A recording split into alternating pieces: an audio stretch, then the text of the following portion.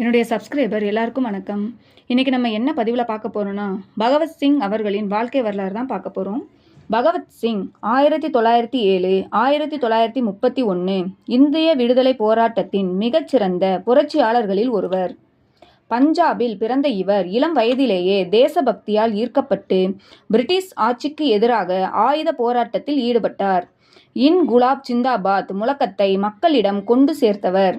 லாலா லஜபதி ராயின் இறப்பிற்கு பழிவாங்க ஆங்கிலேய அதிகாரியை சுட்டு கொன்ற வழக்கில் 23 வயதில் சுக்தேவ் மற்றும் ராஜகுருவுடன் சேர்ந்து தூக்கிலிடப்பட்டார். பகவத்சிங் பற்றிய முக்கிய தகவல்கள்: பிறப்பு செப்டம்பர் 28, 1907 அன்று பஞ்சாபின் லாயல்பூர் மாவட்டத்தில் உள்ள பங்கா கிராமத்தில் பிறந்தார். தற்போது பாகிஸ்தானில் உள்ளது. குடும்பம்: இவரது தந்தை கிஷன் சிங் மற்றும் மாமா அஜித் சிங் இருவரும் சுதந்திர போராட்ட வீரர்கள். தொடக்க வாழ்க்கை: 1919 ஜாலியன் வாலாபாக் படுகொலை இவரின் மனதில் பெரும் பாதிப்பை ஏற்படுத்தியது.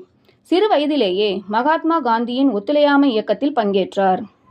புரட்சிகர கொள்கைகள்: காந்தியின் கொள்கைகளில் அதிருப்தி அடைந்து வன்முறை அல்லாத போராட்டங்கள் போதாது என்று கருதி ஆயுத புரட்சியை ஆதரித்தார்.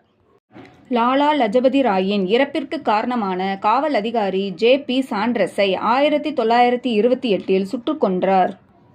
சாண்ட்ரஸ் கொலை வழக்கில் குற்றவாளியாக அறிவிக்கப்பட்டு மார்ச் 23, 1931 அன்று லாகூர் சிறையில் தூக்கிலிடப்பட்டார். நன்றி.